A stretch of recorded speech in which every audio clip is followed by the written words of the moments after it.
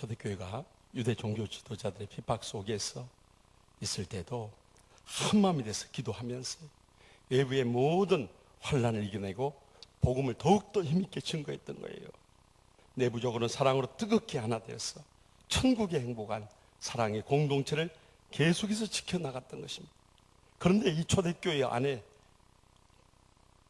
특별한 한 신앙의 인물을 발견하게 됩니다. 그가 바로 우리가 잘 알고 있는 바나바입니다. 오늘 우리는 총회가 정한 남성교회 주일을 맞이하면서 어떻게 하면 이 바나바 같이 신실하게 살아갈 수 있을 것인가? 이 아침에 들려주시는 주님의 음성을 함께 들을 수 있기를 바랍니다.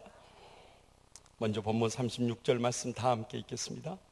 구브로에서 난 레이족 사람이 있으니 이름은 요셉이라. 사도들이 일컬어 바나바라. 번역하면 위로의 아들이라 하니. 아멘. 이 바나바는 지중해에 있는 구브로 섬 태생인데요, 레지파 출신의 헬라파 유대인이었어요. 그런데 그는 선지자였다고 사도행전 13장 1절에 증거하고 있습니다.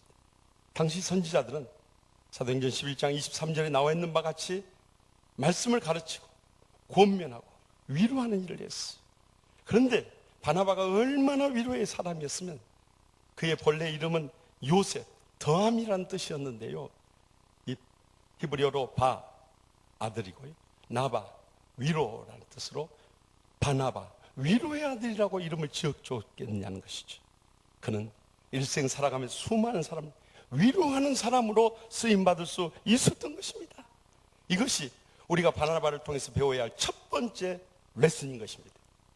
오늘날 위로가 얼마나 필요한데, 우리 가정에서나 직장에서나 심지어 교회 안에서 이 위로가 절실한 때를 살아가고 있어요. 지난 수요일 오전에 여기 가까운 데서요, 우리 교회 집사님 따님이 열심히 신앙생활하고 있는데 한 12명의 회사원들과 함께 애니메이션 벤처 회사를 차렸어요. 천여의 몸으로 이 회사를 경영해 가는 것이 얼마나 힘든지, 그때마다 말씀과 기도로서 주님 앞에 매달려 지금까지 얼마나 하나님의 복을 누렸는지 MBC TV 방송국 전속 애니메이션 제공을 해주고 있어요. 그러면서 또 국제 아동 구호 단체인 Save the Children, 또 Good Neighbors, 이런 데를 통해서 세상의 빈민 아이들을 세계적으로 돕고 있었어요.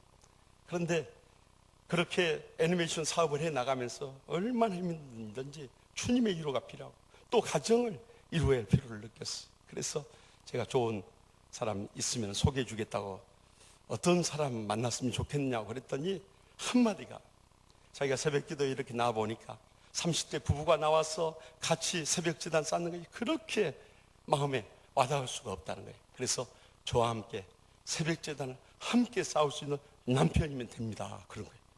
여러분 자식들 가운데 새벽제단 같이 쌓을 수 있는 자식들이 있으면, 이 자매님 나이가 32살이니까 참고하셔서 저한테 꼭 연락 주세요. 여러분, 우리가 일생을 살아가는데 행복의 열쇠가 무엇입니까? 아무리 집안이 좋고 학력이 좋아도 안 돼요. 네? 여러분, 높은 지혜에 오르고 돈 많이 벌어도 안 돼요. 또 취미생활이 같고 라이프 스타일이 같아도 안 돼요. 근데 신앙으로 충만해지면 돼요.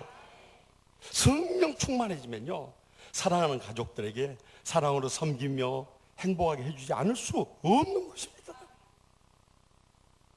최근에 경제협력개발기구 OECD에서 3월 8일 여성의 날을 맞아서 주요 29개국의 남성 가사 분담 시간을 조사해서 발표를 했어요. 그런데 OECD 국가들의 평균 남성들이 육아와 집안일에 쏟는 시간이 141분씩이었어요.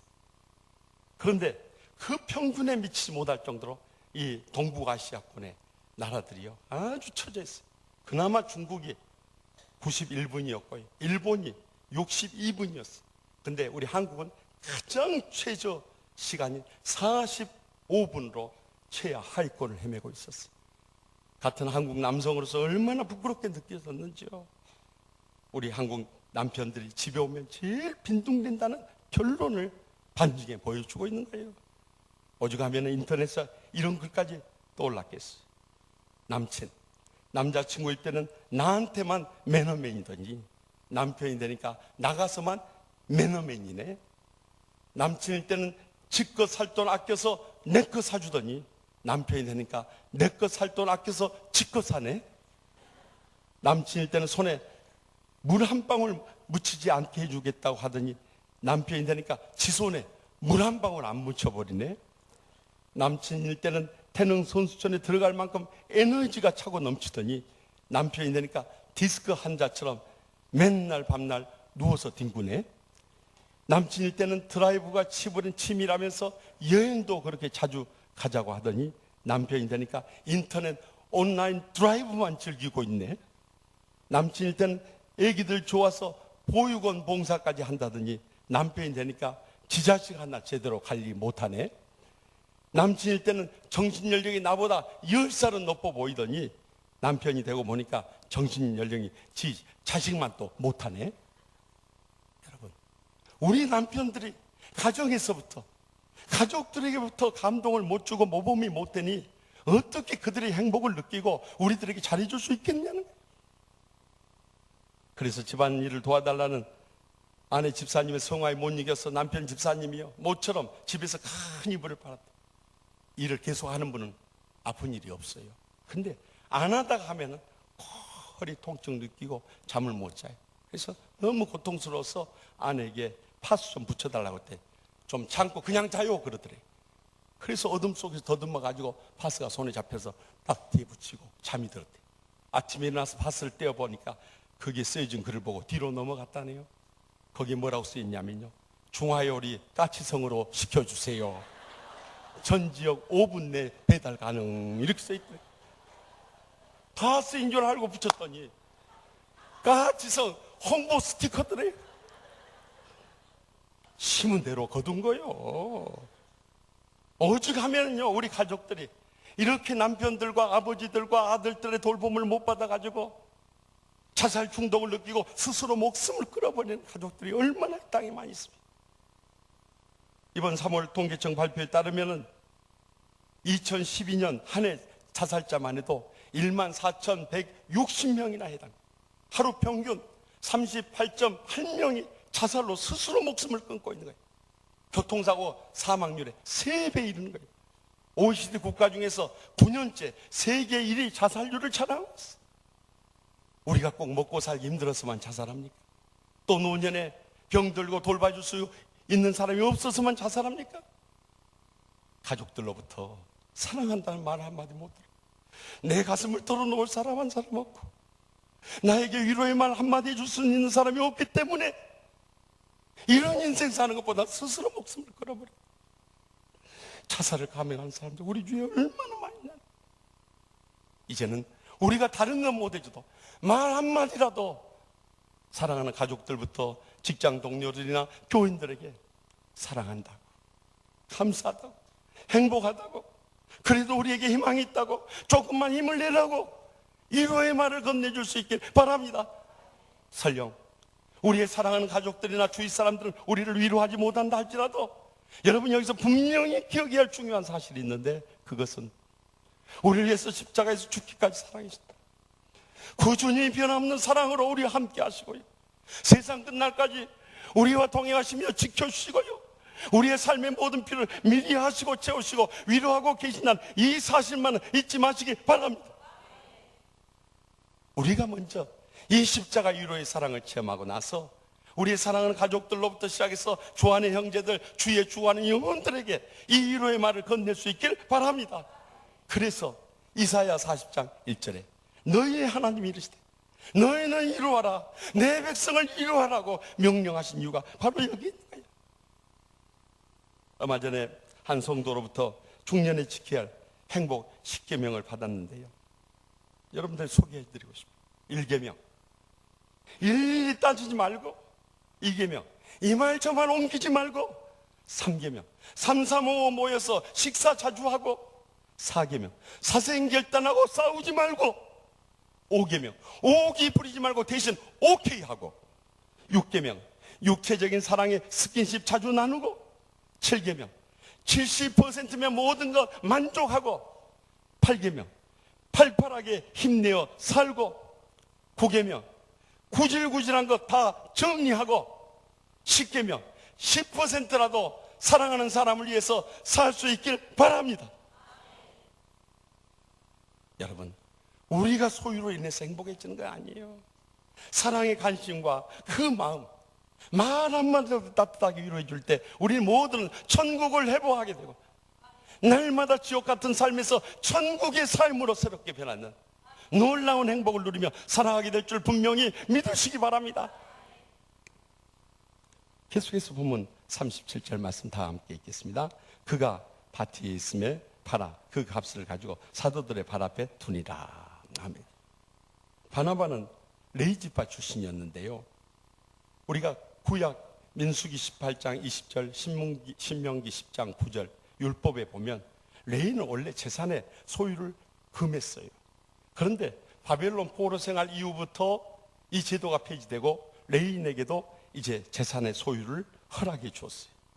그런데 당시 초대교회 성도들 레위인이나 비레위인 할 것 없이 한마음 한뜻이 되었어요. 모든 물건을 서로 통용하고 자기가 가진 것을 다 주의 것이라고 여기기 때문에 그들은 모든 것을 팔아서 서로 구제하며 서로 도움이 되며 복되게 살아갔던 거예요. 특별히 초대교회 신앙의 모범을 보였던 바나바의 경우에서는 더욱더 자신의 밭까지 팔아가지고 사도들 앞에 내놓고요, 더 힘있게 복음 사역을 이룰 수 있게 해 주었던 것입니다. 여기서 우리가 바나바를 통해서 배울 수 있는 두 번째 레슨은, 이제는 물질을 아까워하지 않고 함께 나눌 수 있는 신앙까지 회복해야 된다는 거예요. 미국의 코넬 대학교 앨리스 아이젠 교수가 30세에서 70세 내과 의사들 대상으로 실험 연구를 했어요. 간 질환에 걸린 가상 환자에 대한 처방을 내리겠는데, 그 처방을 내리기 전에 한 그룹에는 사탕 봉지 하나씩을 다 선물하고, 다른 봉지는 사탕 아무런 선물도 없이 이제 처방을 하도록 했어요. 그랬더니 놀라운 결과가 나왔는데, 사탕을 받은 그 그룹의 의사들은 그 사탕이 아무런 큰 가치가 없음에도 불구하고 정확한 처방을 내리고 더 높은 창의력을 발휘하고 더 빨리 관련 정보를 수집하고 더 초기에 잘못된 진단을 했다가도 빨리 전하는 유연성을 보이더라는 거예요. 별로 가치 있게 여겨지지 않는 사탕의 효과가 컸다는 거예요. 여기서 그는 3년 뒤에도 똑같은 실험을 하면서 그 실험의 증거를 얻을 수가 있어요. 그 후부터 포지티브 사이콜로지, 긍정 심리학이라는 게 나와요. 사탕 하나로 사랑을 베풀었는데도 이렇게 일에 의욕이 생기고 행복을 느끼면서 정말 효과적인 일을 이루는데, 우리가 물질을 함께 나누면 어떻게 되겠어요? 그런데 황금 만능주의 세상이 되다 보니까 모두들 물질의 노예가 되어서 하나님의 복을 누리면서도 그것을 나누지 못하고 베풀지 못하고 시험에 빠질 때가 얼마나 많은지 몰라요. 한 집사님도요, 평생 돈 모으는 일에 일생을 다 바쳤어요. 근데 쓰는 데는 너무너무 인색해 버린 거예요. 네, 독감에 걸려서 병원에 갔는데요, 안내판에 초진 5,000원, 재진 3,000원 이렇게 쓰여졌답니다. 그래서 그 2,000원을 아끼려고 초진 환자처럼 어떻게 할까 궁리를 하다가 진료실 문을 들어가면서 그랬대요. 의사를 보고, 선생님 지 또 와시오 그랬대요. 의사 선생님이 차트를 보니까 처음 오신 분인데, 다 드러난 사실인데 선생님 또 지 와시오 그러니까 그 의사 선생님이 참 얌체 같은 환자다 생각돼서 대충 이 진찰을 하더니 그러더래요. 약은 전번에 가져간 걸로 그냥 드시면 되겠어요 그러고 보내버리더래요. 돈 2,000원 아끼려다가 독감으로 인해서 얼마나 고생했겠어요. 이번 독감은 정말 힘들더만요. 여러분, 하나님의 왜 우리에게 축복을 주셨습니까? 의미 있고 보람돼 쓰라고 주신 거 아니에요? 그런데 그 물질을 얻고도 제대로 쓰지 못함으로 인해서 불행과 파멸에 사는 사람들이 이 땅에 얼마나 많이 있나. 34살의 황모 씨는요, 4년 전에 로또 복권 1등에 당첨됐어요. 17억 상금을 받았어요. 세금 다 떼고 나니까 한 14억 요건 남더랍니다. 제가 복권 당첨됐다는 것을 가상해 보면요, 1억 4천만 원 먼저 주님 앞에 11조 바쳐도, 여러분들 14억 수천만 원 복권 받을래요? 11조 1억 4천 안 내고 복권 당첨 안 될래요? 한번 대답해 보시오. 답이 나오잖아요. 주님과 고통당한 이웃들을 위해서 11조 받아 뭐가 아깝냐 이 말이에요. 그리고 한 2, 3억 들여서 사회집 마련하고, 한 2, 3억 들여서 사업장 마련하고, 한 10억 가까운 돈을 은행에 예치해 놨다가 의미있고 보람되고 복된 일에 사용하면서 일생 살면 되잖아요. 그런데 그날 밤부터 룸사롱을 드날리기 시작했어. 왜 자기 룸으로 가지 남의 룸으로 가냐 이 말이요. 그뿐만 아니라 저기 정선에 있는 강원랜드 카지노에 가서 수억의 돈을 다 빼버렸어. 4년 만에 빈털터리가 돼버렸고, 돈을 엄청 많이 쓰고 나니 그때부터는 돈 맛을 알아가지고요, 인생에 의미가 없고 허무하고 막 미쳐버릴 것 같아요. 그때부터 사기와 절도를 인사하기 시작한 거예요. 휴대폰을 훔쳤더니 그 쉽게 현금 처리가 돼요. 이번에 휴대폰 135회 절도죄로 경찰에 검거될 때도 지갑 안에 복권이 12장이 있더랍니다. 얼마나 안타까운 인생이에요. 우리가 얼마나 돈을 버느냐도 중요하지만 그것을 가지고 사랑하는 가족들과 고통당하는 이웃들을 위해서 얼마나 의미있고 보람되게 쓰느냐, 그것이 더 복된 것이라는 것을 잊지 마시기 바랍니다. 한 여동생이 월급날 첫 월급 타는 오빠에게 핸드폰 문자 메시지를 보냈는데 그게 잘못 가서 아빠에게 가버렸어요. 월급 탔냐? 혼자만 쓰지 말고 나 용돈 좀 주고 모처럼 갈비 좀 먹자. 아빠가 화가 났어. 딸이 전화했어. 너 무슨 문자를 그렇게 보냈니? 아니, 오빠한테 보냈는데요. 그래? 나한테 왔다. 그런데 마음에 느껴지는 게 있어. 내가 지금까지 돈 벌면서 딸에게 용돈 한 번 제대로 안 주고 딸하고 먹고 싶은 갈비 한 번 못 들었으니 이런 문자가 나에게 오는 것도 마땅하다는 생각이 들었어. 그래서 그날 딸에게 저녁이 돌아오자 용돈 주고 밖에 나가서 온 가족이 외식했다는 거예요. 저도 이 말씀 준비하다가 우리 딸에게서 이런 문자 올 것 같아가지고 어제 저희 딸 데리고 나가서 뭐 먹고 싶냐? 갈비 먹고 싶어요. 갈비 사주고 온 사람이요. 여러분, 행복은 먼데 있는 게 아니에요. 가까운데 내가 할 수 있는 한 나누고 베푸는 데 있다는 것을 잊지 마시기 바랍니다. 그래서 영국의 소설가 세뮤얼 버틀러는 말하기를 강도는 목숨과 돈 중에 하나만 요구하지만 여자들은 둘 다 요구한다. 그래서 여자가 무서운 거요? 우리가 목숨이든 돈이든 다 내놓으면요 마음 평안한 거예요. 오히려 더 행복하고 축복되게 살아갈 수 있는 거예요.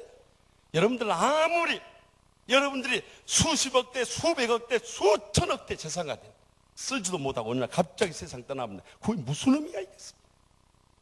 지난 3월 3일 새벽 3시 19분 우리 치유하는 교회에서 가까운 내발산동의 한 빌딩의 관리 사무실에서 수천억대 가진 60대 재벌가가 이 흉기에 수십 차례 맞아가지고 난자된 채로 발견되지 않았습니까? 나는 그 소식을 듣고 얼마나 불쌍하고 불행하게 느껴지는지요. 그런데 같은 신문에 또 다른 기사가 나왔어요. 그것은 세계 억만장자 순위에서 1등을 한 미국 마이크로소프트 회사의 회장인 빌 게이츠가 소개되었어요. 그는 그의 재산 760억 달러, 우리는 한국 돈으로 하면 81조 3,200억이라는 엄청난 돈입니다. 그런데 그 절반을 내가지고 아프리카 등지의 전 세계 빈민들을 위해서 비영리 빈민 구호단체인 게이츠 멜린다 재단, 부부 재단을 만든 거예요. 그래서 그 재단에 자신의 재산 절반가량의 350억 달러, 약 37조 8,951억 원을 헌금한 거예요. 절반이 재산이 줄어든 거예요. 그리고 5년 만에 다시 세계 최고의 부호 자리로 올라온 거예요. 여러분, 이것이 무엇을 의미합니까? 복의 근원 계시는 하나님께서 우리에게 복을 주시고자 하면 절반 재산을 고통당하는 이웃들을 위해 써도 하나님이 다시 갑절로 만들어 주시더라.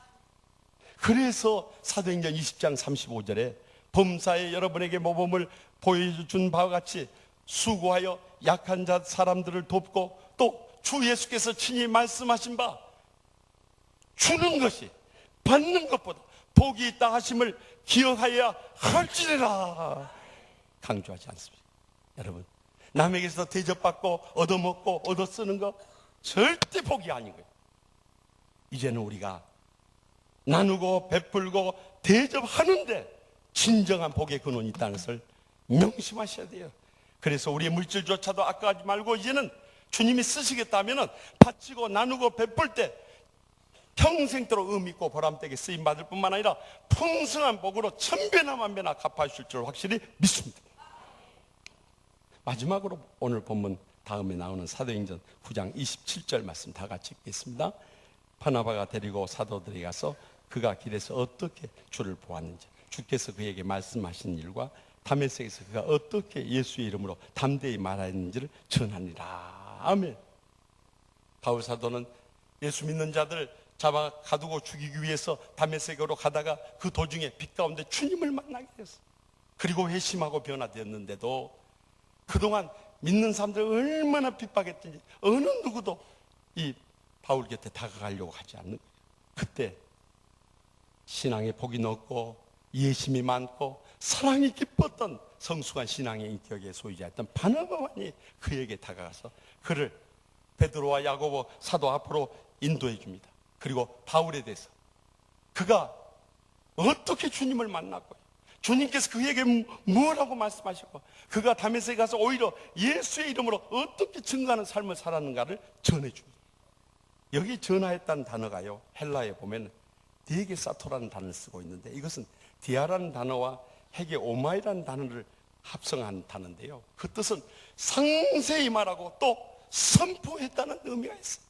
그러니까 이 바나바가 바울을 위해서 얼마나 열정적으로 변호해 줬는가를 보여주고 있는 거예요.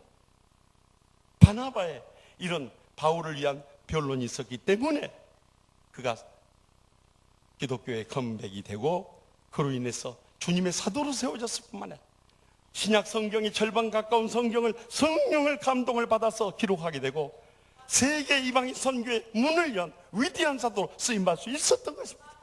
이것이 우리가 바나바에서 배워야 할 마지막 세 번째 레슨인 거예요.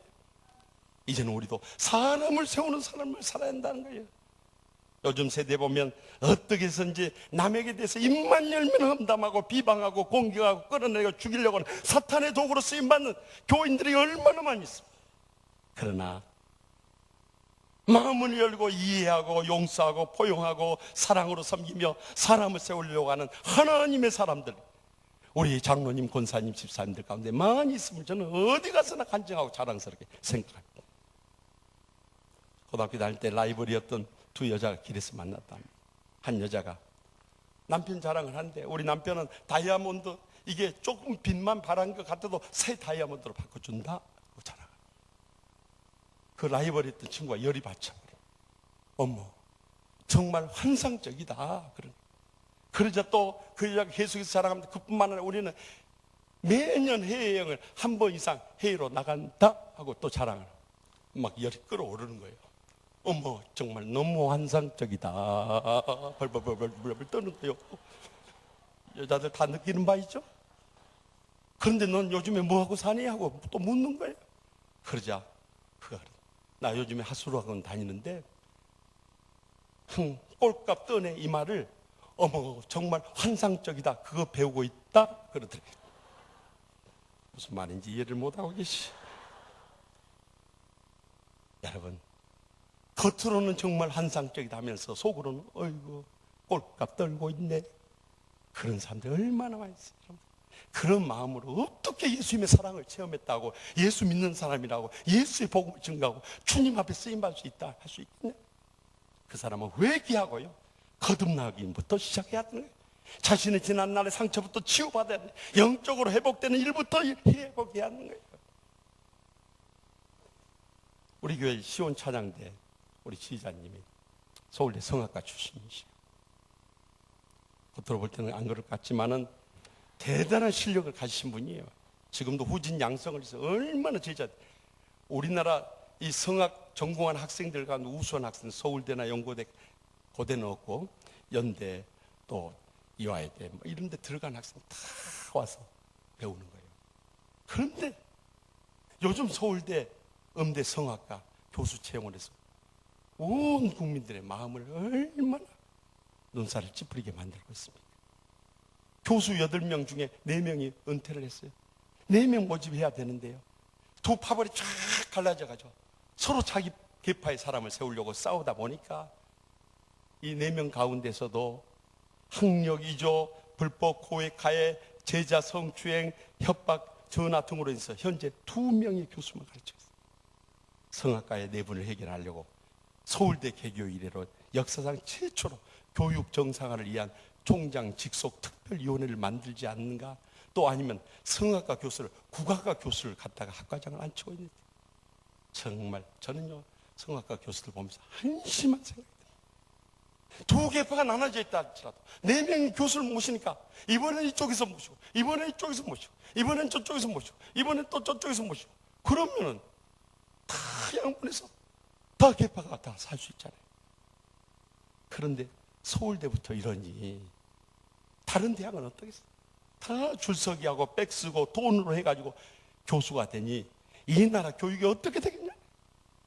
더 가슴 아픈 사실은요, 이런 썩어빠진 세상을 치워야 할 교회마저도 계파가 쫙쫙 갈라져가지고 목사파, 장로파, 권사파, 집사파 싸우고 있으니 다 망할 교회들인 거예요. 망할 교회들인 거예요.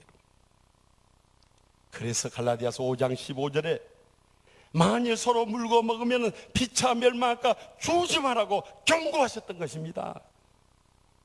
부족한 종이 노량진교회 리민신 목사님 밑에서 교육전사부터 교육목사까지 6년 동안 목회 훈련받고, 제가 림 목사님께서 많은 은혜를 받고 또 교훈을 얻었지만요, 특히 림 목사님은 정말 키는 딱 닮아 하시지만은 얼마나 스케일이 크신 분이에요.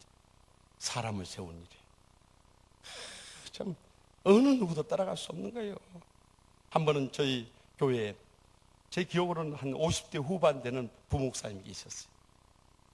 근데 그분이 목회를 잘하면 교인들이 뭐 50대 아니야 60대 계셔도 평생 같이 은퇴하실 때까지 계셔도 불만이 없죠. 그런데 설교도 은혜롭게 못 하신 데다가 또 눈이 어두워가지고 성경 봉독까지 막 더듬으면서 틀려버리네요. 언제부턴가 당회에서 장로님들의 볼멘 소리가 터져 나오기 시작했어요. 목사님, 언제까지 이 목사님을 모시고 신앙생활 해야 됩니까? 성경도 제대로 못 읽는데 목사님 은퇴하실 때까지 끌어안고 있을 겁니까? 하면서 막 불만이 터져 나왔어요. 늘 여느 때와 같이 장로님들 불만이 터지면 목사님 조용히 눈을 감고 다 듣고 계시. 불만이 잠재워지자 그때 눈을 뜨시고 이 목사님 위해서 기도 많이 해주시고요, 끝냅시다 하고 회의를 마치는 거예요. 그때 이 목사님의 모습을 보면서 정말 가슴 아픕니다. 어떻게 목사님 앞에 두고 장로님들이 그렇게 상처를 주잖아요. 그 당사자가 됐어요. 여러분 심정이 어떻게? 그런데 그 목사님 성령 인도하신 가운데 얼마 후에 여기 우리 교회에서 가까운 곳에 교회 담임 목사님 오시고 이제는 이미 은퇴를 하셨어요. 저는 지금도 림 목사님에서 배운 많은 것 가운데 어떻게 사람을 세우고 살리고 하나님의 나라를 위해서 귀하게 쓰려고 하는 그 깊은 중심을 늘 기억하면서 목회하고 있어요. 여러분, 빌립보서 2장 3절에서 5절에 뭐라고 말씀합니까? 아무 일에 다툼이나 허용을 하지 말고 오직 겸손한 마음, 각각 자기보다 남을 낫게 여기고 각각 자기를 돌아볼 뿐더러 각각 다른 사람들의 일을 돌보아 나의 기쁨을 충만하게 하라. 너희 안에 이 마음을 품으라. 곧 그리스도 예수의 마음이니 하면서 증가하지 않았습니까? 적어도 우리가 예수의 마음을 가지면 내 입장만 생각하는 것이 아니라 상대방 입장을 배려하고 어떻게 이 사람이 영적으로 살아날 수 있고 하나님의 나라를 위해서 귀하게 쓰임받을 수 있는가 하고 그 사람을 세우는 일에 전심전력하게 될 것입니다. 또 하나님께서는 그런 사람들이 계속 복을 주셔서 귀하게 쓰시고 하나님 나라의 위대한 역사를 이뤄가게 될 줄 확실히 믿으시기 바랍니다. 중세의 사랑의 성자인 성 프란시스가 저기 폴란드의 크라쿠프에 있는 프란시스 수도원을 운영해 나갈 때 일이었어요. 그 수도원은 다른 어떤 수도원보다도 사랑의 섬김과 청빈으로 유명한 수도원이다. 그래서 유럽 전역에서 수많은 유명한 수도사들이 와서 그곳에서 수행을 하는 거였어. 그런데 언제부터인가 그 수도원에서 소중한 물질과 귀중품들이 도난당하는 이 도난 사고가 일어나기 시작했어. 그래서 수도사들이 여기저기서 불만이 터져 나왔어. 그래서 수도원 프랜시스 원장님을 찾아가서 항의를 하는 거예요. 그런데 원장님은 아무런 조치를 취하지 않는 거예요. 도난 사고는 계속 끊임없이 이어졌어요. 결국 수도사들의 대표 수도사들이 찾아와서 원장님께서 지금 계속되는 도난 사고에 대해서 조치를 취하지 않는다면 우리 모두 다 이 프랜시스 수도원을 떠나겠습니다. 강력하게 항의를 하는 거예요. 결국에 이 프랜시스 원장님이 수도사들을 한 자리에 다 모았어요. 먼저 이 거룩한 수도원에서 도난 사고가 일어난 것에 대해서 원장으로서 여러분에게 깊은 용서를 구합니다. 우리 수도사 중 한 형제가 시험에 들어서 여러분들의 물질과 귀중품들을 훔쳐갔습니다. 우리가 모든 것을 색출해서라도 그 범인을 찾아낼 수 있지만 그렇게 되면 그 형제는 어디 가서도 발을 붙일 수 없고 어디서도 주의를 하지 못하고 인생을 폐인으로 살아갈 것입니다. 그 형제를 살리기 위해서라도 여러분 조금만 더 참고 기다려 주십시오.